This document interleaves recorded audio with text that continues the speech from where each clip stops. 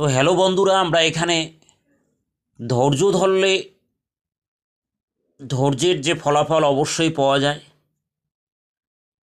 এবং তার প্রমাণ আমরা এখানে গল্পের মধ্যে দেখব। যে কোনো পরিস্থিতিতে আমাদের ধৈর্য ধরা দরকার এবং অনর্গল পরিশ্রম করা দরকার, তাহলে অবশ্যই সেই ধৈর্যের ফলাফল আমরা পাব। তো অনেক দিন আগের ঘটনা, ভগবান গৌতম বুদ্ধ পথ দিয়ে যাচ্ছিলেন। তা ভগবান গৌতম বুদ্ধর প্রচণ্ড জল তৃষ্ণা পেয়েছে। তিনি তার শিষ্যদের বলছিলেন যে পুকুর থেকে জল তুলে নিয়ে আসতে। তাই এক শিষ্য গিয়ে দেখলেন যে পুকুরের জলের মধ্যে সবাই স্নান করছে, ফলে জল সেখানে পুরো ঘোলা হয়ে আছে। ওই জল যদি কলসির মধ্যে ভরে নিয়ে আসা যায় তাহলে সে জল খাওয়া পুরো অনুপযুক্ত, জল খাওয়া সম্ভব না। তা তিনি এসে ভগবান গৌতম বুদ্ধকে বললেন, হে ভগবান, ওই পুকুরের জল নিয়ে আসা সম্ভব না, ওই জল খাওয়া সম্ভব না, কারণ জল প্রচণ্ড ঘোলা, ওতে নোংরা রয়েছে। বলছে জল আনা যাবে না। তারপরে আর এক শিষ্য তিনি গেলেন, তিনিও গিয়ে বললেন, দেখলেন যে পুকুরের জলের মধ্যে সব বাচ্চারা খেলছে, স্নান করছে এবং সেই পুকুরের জল পুরো ঘোলা হয়ে আছে, কারণ নিচ থেকে কাদা জলের উপরে উঠেছে এবং সেই জল খাওয়ার পুরো অনুপযুক্ত, পান করা অনুপযুক্ত। সেই জল নিয়ে যদি আসা যায় তাহলে সেই জল খেলে শরীর অসুস্থ হয়ে যাবে। তিনিও কিছুক্ষণ পরে আসলেন, এসে ভগবান গৌতম বুদ্ধকে বললেন, হে ভগবান, পুকুরের যে জল, সেই জলে বাচ্চারা খেলছে এবং সেখানে কোনো মতেই সেই জল নিয়ে আসা সম্ভব না, সেই জল খেলে শরীর অসুস্থ হয়ে যাবে। গৌতম বুদ্ধের আর এক শিষ্যকে গৌতম বুদ্ধ যখন পাঠিয়ে দিলেন, তিনিও সেই পুকুরের ধারে গেলেন, গিয়ে দেখলেন যে পুকুরের জলের মধ্যে সেখানে বাচ্চারা খেলছে, স্নান করছে। তখন তিনি ওখানে বসে অপেক্ষা করছিলেন যে কখন সেই বাচ্চাদের স্নান করা শেষ হয়। তিনি ধৈর্য ধরে পুকুরের পাড়ে বসেছিলেন এবং বাচ্চাদের সেই পুকুরের জলে স্নান করা শেষ হলো, খেলা শেষ হলো। তারপর তিনি আরও ধৈর্য ধরে বসে থাকলেন এবং একটু পরে দেখতে পেলেন যে ধীরে ধীরে ধীরে ধীরে পুকুরের জল আস্তে আস্তে শান্ত হওয়া শুরু হলো এবং জলের লেয়ার ধীরে ধীরে ঠান্ডা হতে লাগলো। এক টাইমে দেখা গেল যে জল পুরো থিতিয়ে পড়লো, অর্থাৎ সেডিমেন্টেশন হলো। হয়ে কী হলো, সেই জলের উপরের যে কাদা ধুলোবালি সেগুলো আস্তে আস্তে জলের নিচে থিতিয়ে পড়ল এবং উপরের জল খুব সুন্দর পরিষ্কার হয়ে গেল। তখন গৌতম বুদ্ধের সেই শিষ্য তিনি করলেন কি, কলসের মধ্যে সেই জল ভরে নিলেন এবং নিয়ে সেই জল নিয়ে ধীরে ধীরে ধীরে ধীরে তিনি গৌতম বুদ্ধের কাছে রওনা হলেন এবং ভগবান গৌতম বুদ্ধের কাছে তিনি এলেন। এসে বললেন, হে প্রভু, আমি আপনার জন্য জল নিয়ে এসেছি এবং খুব পরিষ্কার চকচকে জল, এবং এই জল পান করার জন্য উপযুক্ত। তখন অন্য শিষ্যরা বলল, কী করে তুমি জল নিয়ে আসলে? আমি তো গিয়ে দেখলাম বাচ্চারা খেলছিল, সেখানে জলের মধ্যে কাদা মাটি ছিল, সেই জল পান করার উপযুক্ত না। দ্বিতীয় যে শিষ্য গিয়েছিল সেও বলল, হ্যাঁ, সেই জল খেলছিল, সেটাও পান করার উপযুক্ত না।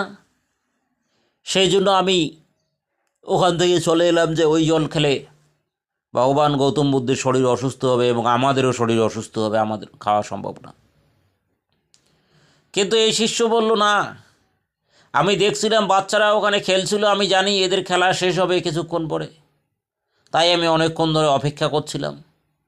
তাদের সাঁতার কাটা শেষ হলো, খেলা শেষ হলো, স্নান করা শেষ হলো, তখন তারপরে পুকুরের জল অটোমেটিক্যালি শান্ত হয়ে গেল এবং সেই জলের মধ্যে উপরের যে কাদা বালি সব নিচে থেতিয়ে পড়ল এবং সেডিমেন্টেশন হলো। তখন অটোমেটিক্যালি উপরের জল শীতল হলো এবং সেই জল পরিষ্কার হলো। ফলে সেই পরিষ্কার জল আমি নিয়ে এলাম এবং সেটা পানের জন্য উপযুক্ত। আমি নিজেও পান করে দেখলাম, কোনো অসুবিধে নেই।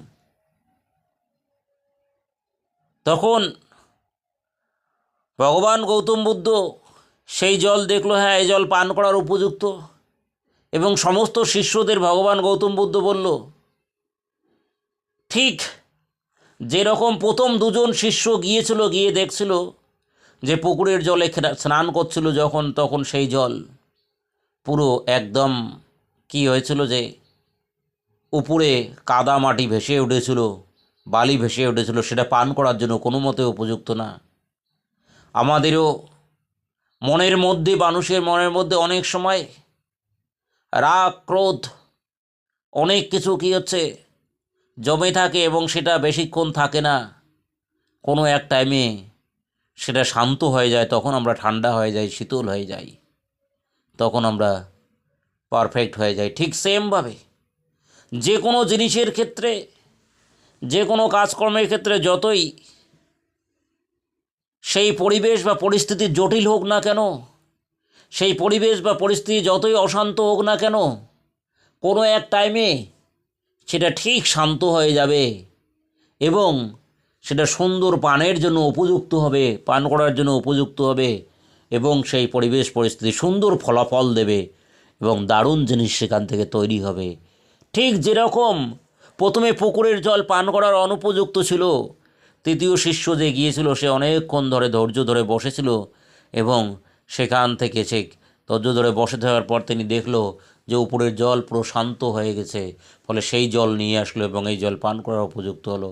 ঠিক একইভাবে আমরা দেখতে পাব যে আমরাও আমাদের জীবনের যে কোনো পরিস্থিতি যতই জটিল হোক না কেন, যে কোনো বাধা যতই জটিল হোক না কেন, যে কোনো বিপদ যতই জটিল হোক না কেন, কোনো একদিন সেই আমাবস্যার ঘন অন্ধকারও মুক্তি পাবে এবং সেখান থেকে ভোর হবে, ভোরের আলো ফুটে উঠবে এবং বাইরে ঝকঝকে কী হচ্ছে পরিষ্কার হবে, সূর্যের আলো বাইরে দেখা যাবে এবং আলো নেমে আসবে। আমাদের জীবনটাও তাই। জীবনের যতই বাধা আসুক না কেন, যতই বিপত্তি আসুক না কেন, আমরা যদি ধৈর্য ধরি, সেই ধৈর্যের ফলে দেখা যাবে কোনো এক টাইমে সেই বাধা বিপত্তি সব মুক্ত হয়ে গেছে এবং অটোমেটিক্যালি আমরা সেখান থেকে মুক্ত পাব। এবার গৌতম বুদ্ধের দ্বিতীয় আর একটা কথা গল্প শোনা যাক। ভগবান গৌতম বুদ্ধ সকালবেলা শিষ্যদের নিয়ে একদিন বসছিল। বসার সময় তিনি হাতে একটা রুমাল নিয়ে আসছিলেন এবং সেই রুমালের মধ্যে তিনি কি করলেন, 5টা গিট বেঁধে দিয়েছিলেন।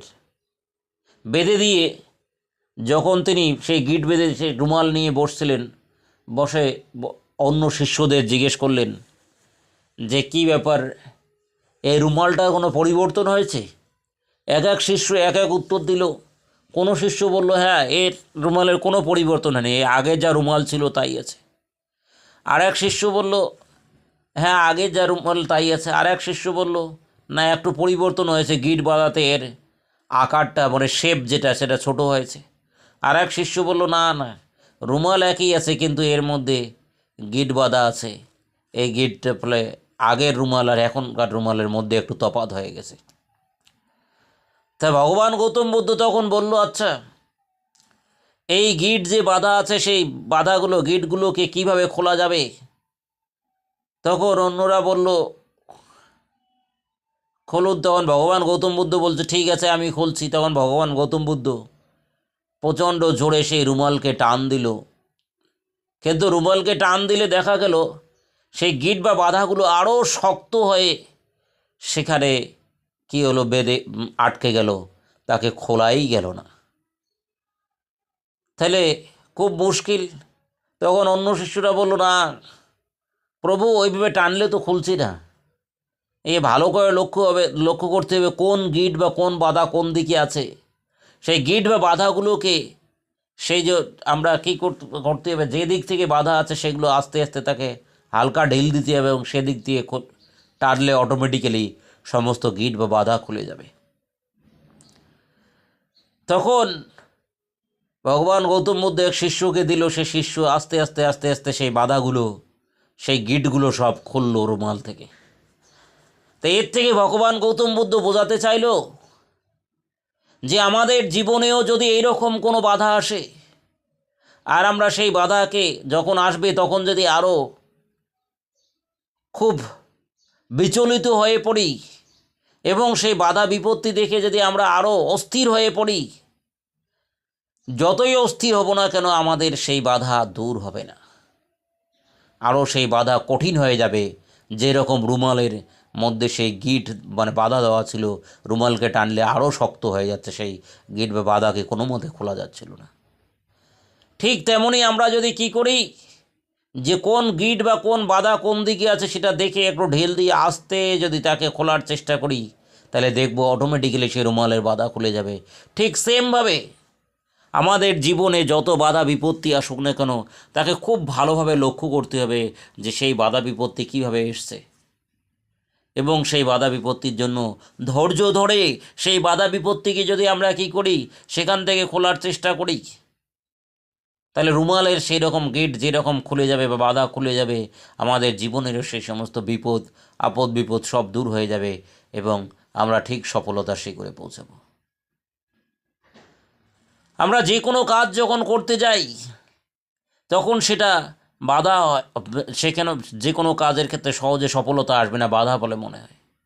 সেক্ষেত্রে যদি আমরা একটুতে ধৈর্য হারিয়ে খুব অস্থির হয়ে যাই, তাহলে রুমালকে টানলে যেরকম রুমালের মধ্যে সেই বাধা গিটগুলো আরও বেঁধে যাচ্ছে, আরও শক্ত হয়ে উঠছে, আমাদের জীবনের সেই সমস্যাগুলো, সেই প্রবলেমসগুলো দিনের পর দিন আরও শক্ত হয়ে উঠবে। তাই আমরা ভগবান গৌতম বুদ্ধের এই বাণী থেকে দেখতে পেলাম, যেরকম তিনি রুমালের সেই গিট বা বাধাগুলো খোলার জন্য রুমালকে ঢিল দিয়েছিল, এবং দেখছিল সেই বাধা কীভাবে ধীরে ধীরে ঢিল দেওয়ার পর সেটা খোলা যায়। আমাদেরও লক্ষ্য করতে হবে, আমরা পড়াশোনার ক্ষেত্রে যে দেখতে পাই, যে পড়াশোনায় যে পরীক্ষাতে আমরা পাশ করতে চাই, সেই পরীক্ষাতে কীভাবে কোশ্চেন আসছে, এবং সেই পরীক্ষার সেই কোশ্চেনগুলো কীভাবে আমাদের সলভ করতে হবে, সেটা প্রসিডিউর, সেটা পদ্ধতি, সমস্ত কিছুর দিকে আমাদের ঠিকমতো তাকাতে হবে। এবং তাকিয়ে আমরা যদি সঠিক প্রসেস বা সঠিক পদ্ধতি অবলম্বন করি, তাহলে ঠিক আমরা সেই সমস্ত যে কোনো প্রবলেমস বা যে কোনো সমস্যা আমরা সমাধান করতে পারবো, এবং অটোমেটিক্যালি সেই পরীক্ষাতে আমরা ঠিক কোয়ালিফাই করতে পারবো। আমরা যদি জীবনের যে কোনো ব্যবসা বাণিজ্যের ক্ষেত্রে যদি দেখি, ব্যবসা বাণিজ্যে একটু অসুবিধা হলে সেখানে যদি আমরা অস্থির হয়ে যাই এবং ধৈর্য হারিয়ে সেখানে যে প্রচণ্ড অস্থির হয়ে যাই, আমরা কোনো দিন সেক্ষেত্রে সফলতা পাবো না। আমাদের ক্ষেত্রে সেক্ষেত্রে কী করতে হবে, যে কী জন্য সেই সমস্যা আসছে, কেন সেই সমস্যা হচ্ছে, এবং সেই সমস্যাগুলোর কীভাবে সলিউশন করা যায়, সেটা নিয়ে ধৈর্য ধরে খুব স্থির ব্রেনে স্থিরভাবে যে আমরা চিন্তা করি, তাহলে ঠিক সেই সমস্যার সমাধান একদিন হবেই।